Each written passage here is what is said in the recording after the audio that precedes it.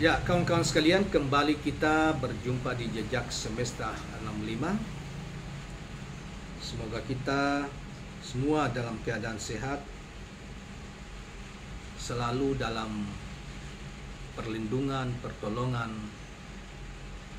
dan bimbingan Sang Pencipta Tuhan semesta alam, Allah Subhanahu wa Ta'ala. Saudara sekalian, tentunya di antara kita, atau setidaknya dari saya sendiri, mengapa setiap mengawali pembukaan dari pembuatan video kita, channel kita ini, selalu saya berharap bahwa kita semua ini dalam keadaan ini dan selalu dalam lindungan pertolongan Tuhan Sang Pencipta semesta. Karena kita menyadari, saudara sekalian, bahwa kita ini adalah salah satu ciptaan dari seluruh ciptaan yang tersedia di hadapan kita, termasuk bulan, bintang, matahari, langit, dan bumi, yang kita sendiri itu tidak melihat secara kasat mata wujud Sang Pencipta yang sesungguhnya, paling tidak yang sesungguhnya, yang nampak secara zahir seperti pada kita, pada tumbuhan, ataupun pada yang lain. Sehingga yang ada pada kita adalah angan-angan atau imajinasi tentang Sang Pencipta. Yang menggiring kita kepada Sang Pencipta, eksistensi Pencipta itu hanyalah agama apapun, dan itu berkaitan pengalaman hidup setiap makhluk yang namanya manusia, yang dikatakan memiliki ruh atau eksistensi di balik jasad kita. Demikian juga makhluk-makhluk yang lain, dan setiap yang hidup pada akhirnya juga akan mengakhiri hidup dalam konteks kehidupan di dunia ini, dan entah kemana, wallahu a'lam, hanya Allah yang tahu. Tetapi bagi keyakinan setiap agama bahwa dia akan menuju kepada Sang Pencipta yang abadi dalam kehidupan yang lain, yang non material, yaitu akhirat misalnya. Nah, kira-kira begitu kawan-kawan sekalian, sebagai tambahan saja kawan-kawan sekalian. Nah, teman-teman sekalian, kali ini saya akan hadirkan satu ulasan yang mengejutkan dan tentu menggemparkan pada lembaga-lembaga survei dalam penelitian konvensional, yang sebagaimana kita ketahui kayak seperti SMRC, pemiliknya atau CEO-nya Profesor siapa namanya itu, kemudian ada Indobarometer, pemiliknya Khodari, kemudian ada Yunarto Wijaya, pemilik lembaga survei Carta Politika, kemudian ada Burhanuddin Muhtadi, ada lembaga surveinya, dan ada LSI, yaitu Denny JA, Lingkaran Survei Indonesia, yang mungkin karena pada Rocky Gerung jengkel, atau saya kira itu mengungkap fakta bahwa, dan kemudian dia mengatakan bahwa semua lembaga survei yang terutama yang berkaitan dengan public opinion di bidang politik itu dianggap sebagai penipu.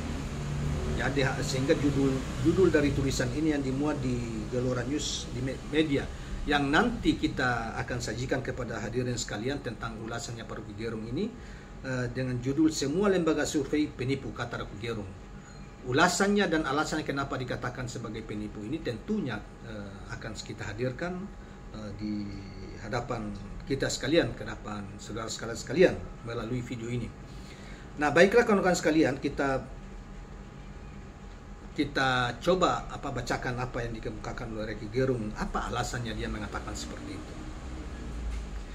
Pengamat politik Rocky Gerung menilai bahwa lembaga survei calon presiden saat ini penipu. Jadi lembaga survei yang berkaitan dengan capres saja ya kelihatannya. Tapi kalau survei-survei yang berkaitan masalah penelitian ekonomi dan lain sebagainya mungkin tidak masuk dalam ranah ini. Nah, hal ini karena mereka tidak pernah mempertanggungjawabkan dana survei mereka kepada publik. Memang begitu ya. Jadi survei-survei selama ini siapa yang membiayakan cukup mahal. Misalnya survei Pilpres itu diduga 500 sampai 1 miliar satu kali survei. Nah, bayangkan saja, ini kan hanya orang-orang yang berduit yang bisa mempertaruhkan seperti itu hanya untuk mengetahui memprediksi, bahkan karena itu di situ ada misi untuk penggiringan opini, maka tentunya orang yang menyuruh kita melakukan survei dengan bayaran yang begitu tinggi, kita akan mengotak-ngatik itu. Apalagi bagi kita mungkin tidak sesuai fakta. Mungkin misalnya survei kepada seorang capres A yang sesungguhnya faktanya misalnya dia cuma 20% atau 15% dari elektabilitas yang ditemukan. Tetapi karena ini dipesan, si A ini didukung oleh sponsor, dipesan supaya jangan dibikin 10-15 dong, bikin 30 misalnya, atau 25-30 untuk mengalahkan yang lain, supaya itu declare ke publik, supaya mengatakan bahwa orang ini sangat populer dan punya peluang untuk menang. Dari situ juga kemudian dianggap sebagai bagian untuk mempengaruhi publik yang lain, supaya bahwa lebih baik pilih ini daripada pilih ini, karena ini sudah jelas bahwanya dipilih orang. Nah, demikian juga sebagai justifikasi kalau para oligarki ini bisa mengatur hasil pemilu, misalnya dengan membayari para Bawaslu maupun KPU dan lain sebagainya, termasuk juga yang lain-lain yang kira-kira tidak terlibat secara langsung, tapi secara tidak langsung, misalnya pihak keamanan dan lain sebagainya, sampai ke TPS dan sebagainya, operasi, sehingga kecurangan yang mereka lakukan itu mendapat basis ininya di opini yang dibangun oleh lembaga survei itu, basis pembenaran, ya. Oleh karena itu mungkin dalam konteks inilah sebetulnya Rocky mengatakan hal seperti ini. Dan saya kira Rocky sebagai seorang ilmuwan pasti mengerti soal-soal seperti ini. Saudara, semua lembaga itu pembohong katanya. Semua lembaga survei itu pembohong katanya. Penipu. Dia nggak pernah mempertanggungjawabkan dana dari mana. Metodologinya bisa dibalik apa enggak. Jadi selain pendanaan dari cukong misalnya atau oligarki yang berkepentingan dengan sebuah pilpres atau pilkada, dia juga sisi metodologinya yang dianggap bahwa ya iya sampel misalnya kalau misalnya dia melalui telepon atau melalui, kalau itu terus sampelnya gimana? Kalau itu sampelnya lebih banyak Ganjar, lebih banyak orang pendukung Prabowo, ya pasti mereka yang tinggi. Demikian sampelnya lebih banyak Anies, ya mereka lebih tinggi. Beda hal dengan polling, ya. Kalau polling kan susah, tidak bisa dibayar dan tidak bisa diatur. Begitu. Selanjutnya Rocky Gerung mengatakan bahwa survei yang jujur harus memberitahukan dari mana mereka mendapatkan pendanaan agar reverse logiknya bisa diperhatikan.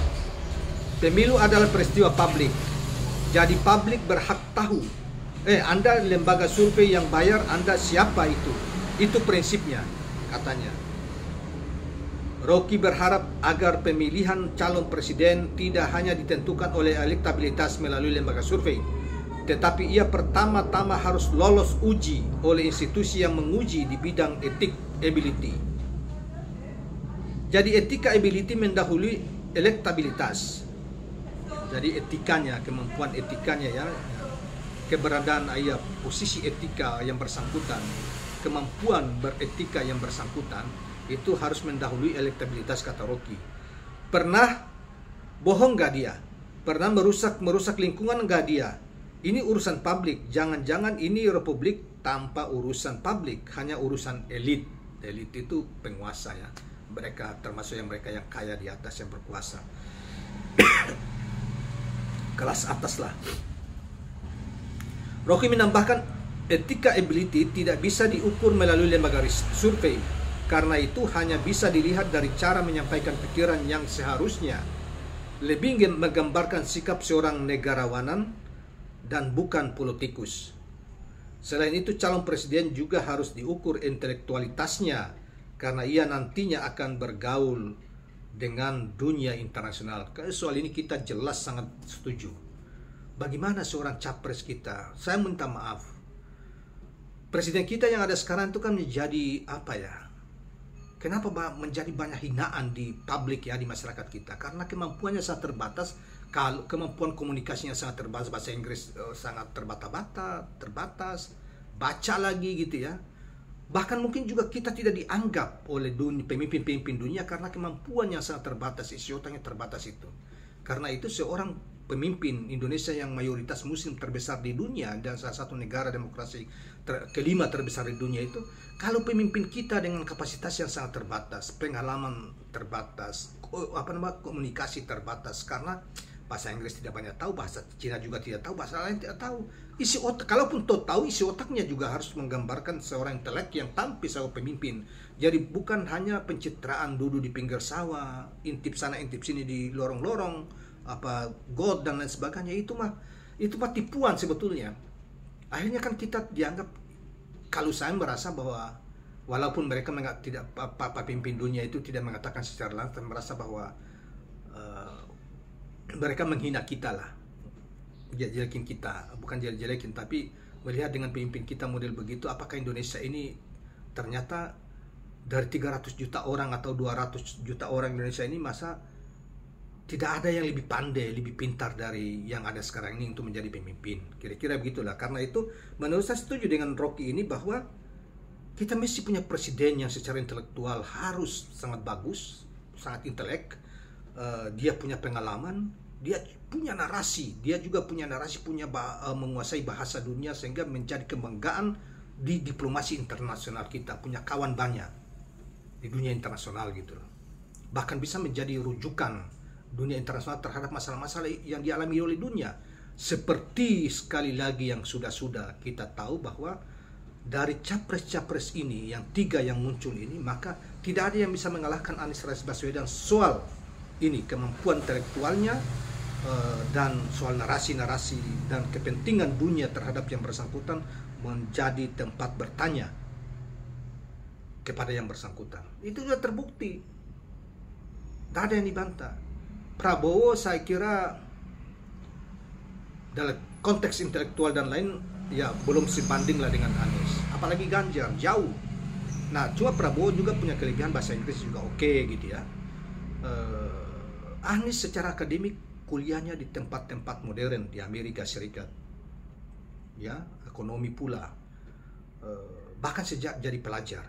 Prabowo memang seorang jenderal, seorang letnan jenderal yang punya pengalaman di bidang pertahanan, mungkin juga di bisnis karena dia juga seorang pengusaha.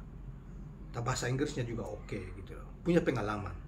Tapi kalau Ganjar, mohon maaf ini Ganjar, jangan kau laksanakan lagi pencitraan misalnya korek-korek dinding-dinding, aspal-aspal dan apa-apa. Wah, itu orang tidak percaya, susah nanti. Nah, oleh karena itu kawan-kawan sekalian, soal bergaul dengan dunia internasional kita sangat tekankan Rocky Gerung. Kemudian dia mengatakan bahwa jangan presiden yang akan datang untuk berdebat di forum internasional mesti disiapkan 3-4 kertas untuk dicontek-contek. Malu kita, kata Rocky Gerung. Saya kira kalau soal ini dia menyinggung Pak Jokowi ya. Ya, memang kita sangat lemah, Pak Jokowi sangat lemah di soal-soal yang begitu, dan nyaris tidak memiliki pengetahuan yang banyak memadai untuk sebagai seorang pemimpin negara yang besar seperti Indonesia. Kalau dia menjadi wali kota Solo, oke lah. Saya kira demikian kawan-kawan sekalian. Jangan lupa subscribe, like, dan share channel ini. Assalamualaikum warahmatullahi wabarakatuh.